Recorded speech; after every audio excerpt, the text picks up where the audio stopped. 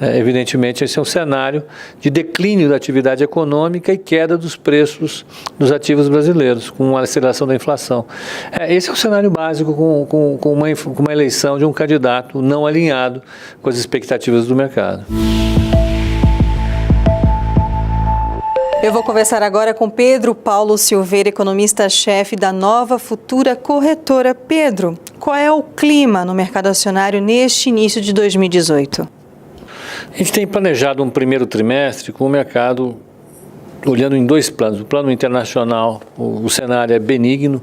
O primeiro trimestre deve ser um trimestre de confirmação do que a gente vinha pensando em termos de política monetária no mundo, com taxas de juros bem comportadas, com elevação gradual das taxas de juros por parte do Banco Central americano, do Banco Central europeu, né? Um crescimento econômico bastante sincronizado no mundo, Estados Unidos, Europa e Ásia crescendo de maneira sustentável. Então o mundo joga impulsos positivos para a gente, sempre com uma dúvida. O nível de valorização das bolsas é elevado, a qualquer momento pode acontecer uma realização, mas a rigor, né, os ventos são favoráveis. Aqui no Brasil, né, vai se confirmar ou não a questão da Previdência no Brasil, né? Eu acho que é o tema que o mercado elege sempre como mais importante, porque tem relação com o que o mercado acredita ser a condição de sustentabilidade da dívida pública de longo prazo. Então, a aprovação da Previdência é uma condição primeira para sustentabilidade de longo prazo. Se você não aprova a Previdência, isso vai gerar muito ruído, muita dúvida e, portanto, isso tem um impacto negativo sobre os preços, né? Então, a Bolsa fica capenga sem essa aprovação. Uma outra questão é a questão política, né? O primeiro trimestre é um trimestre que tem uma agenda carregada para a política, é onde vai se definir, começar a se definir, né, as primeiras tentativas, os primeiros ensaios para as eleições para presidente, são as mais importantes. Isso efetivamente vai dar para o mercado aquilo que ele entende como quadro de sustentabilidade política de médio e longo prazo. E, por fim, a economia. A economia vai continuar apresentando sinais favoráveis, que começou a apresentar no último trimestre do ano passado, e isso vai ser o contraponto positivo para as duas coisas que são muito voláteis. Então, o crescimento vai continuar com sinais positivos, refletindo a queda da taxa de juros, que deve cair abaixo de 7%.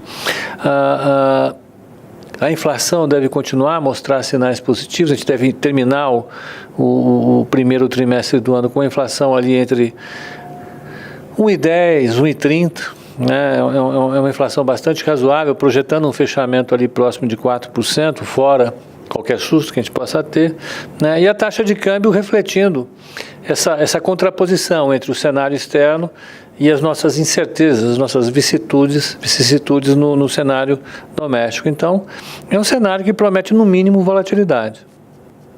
E diante dessa volatilidade esperada para 2018, qual deve ser a postura do investidor no mercado de ações?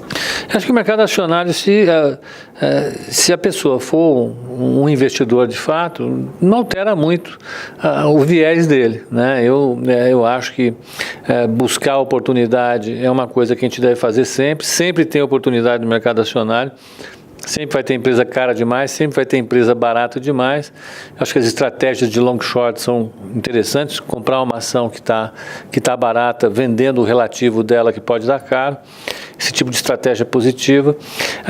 Nos momentos de ansiedade maior, em que a bolsa dá uma derretida, comprar os setores que prometem solidez num mar revolto, né? Eu acho que empresas de grande porte que tenham solidez financeira são um porto seguro, né? Então isso deve ser utilizado a favor da sua carteira, e utilizar basicamente a volatilidade a seu favor, usar os momentos para comprar aquilo que pode oferecer uma oportunidade de preço para manter na carteira ou vender depois quando a bolsa der uma valorizada.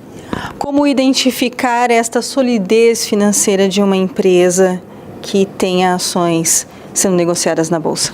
Basicamente, empresas que podem se beneficiar da alta do dólar, né? Essas são exportadoras que vão estar associadas ao crescimento externo, ao nível de preços internacionais. Então, eu acho que essas exportadoras são uma boa opção. As empresas financeiras, bancos e seguradoras, com certeza. Empresas que não sofrem tanto no ciclo, né? Como a Ambev, as geradoras de energia, distribuidoras de energia. Então, são empresas que oferecem um porto seguro, né, num momento de dúvida maior. Vocês trabalham com cenários para as eleições? Ainda não. Eu acho que o mais certo é aguardar o fechamento do trimestre para ver os candidatos que vão efetivamente jogar os principais desafios para os eleitores aí. Ainda é cedo. E taxa básica de juros permanece em 7%, em torno disso, ou pode voltar a subir? Olha, se o câmbio se mantiver num patamar até 3,60, com a inflação projetada em torno de até 4,5, eu acho que o Banco Central não muda a taxa de juros. A economia ela está mostrando um nível de atividade bastante compatível com a manutenção. Se tiver um cenário de ruptura, com o dólar explodindo, seja por fatores externos, seja por fatores internos, isso afete a percepção de inflação de longo prazo, a inflação esperada, para usar os termos que o Banco Central utiliza, que os economistas utilizam. Se a ancoragem da inflação ela tiver ameaçada, o Banco Central volta a subir a taxa de juros. Mas eu trabalho com um cenário em que isso não vai acontecer, pelo menos por enquanto. Você acredita que vai ser reduzido no início desse ano para quanto? A expectativa é de uma queda para 6,75, o Banco Central para por aí, né? Se a inflação for esperada de 12 meses for em torno de 4%, isso daria um juro real, se você contrapuser as taxas de juro de 1 ano, 2, uma taxa de juro real elevada ainda, então o Banco Central poderia segurar nesse patamar. E câmbio, o que pode afetar o dólar, o euro, fatores internos, externos? Onde focar? Onde prestar atenção? Na política monetária feita pelo Banco Central, o viés é de uma alta bastante modesta esse ano e uma redução da oferta monetária bastante gradativa. Então tem que ficar de olho no que o novo presidente do Banco Central vai dizer. O Banco Central Europeu tem uma agenda bastante conservador em relação à alta. Ele ainda não disse quando vai subir a taxa de juros e vai subir muito pouco quando começar a subir, e deve fazer a reversão da expansão monetária também de forma bem lenta. Então, se esses cenários mudarem, isso vai mudar o relativo de preços entre as moedas, né? O dólar e o euro. É claro que aí vai o ien, né? Vai o renminbi chinês, vai o dólar australiano, todas as moedas emergentes, o real aqui entre elas. Então, esses dois bancos centrais são os mais importantes. Uma coisa que é importante também é o comportamento da China para definir o posicionamento dos emergentes. Os emergentes dependem do crescimento, são muito ligados ao crescimento chinês, porque ela é uma grande importadora do que os emergentes têm para vender, então olhar a China também. Aqui no Brasil, sem discussão nenhuma, as eleições dão o tom, né? Se tiver uma descontinuidade forte no equilíbrio entre o que espera o mercado em termos eleitorais e o que a realidade vai mostrando, o dólar tende a ficar mais nervoso e subir novamente. E a inflação? O consumo está aquecido aqui no país, há uma recuperação em curso, a safra de alimentos pode não ser tão boa quanto no ano passado. O que você espera para a inflação? Mesmo que a gente veja uma retomada no consumo das famílias, né? Mesmo que a gente veja uma redução modesta, ainda que modesta, da oferta de alimentos, não dá para imaginar que os alimentos venham a ficar negativos como ficaram em 2017. Então é possível trabalhar com uma alta dos alimentos em 2018, uma alta modesta entre 3% e 4%, 5% no máximo, isso num cenário em que o dólar esteja bem comportado. Se o dólar subir, evidentemente a alimentação sobe junto, né?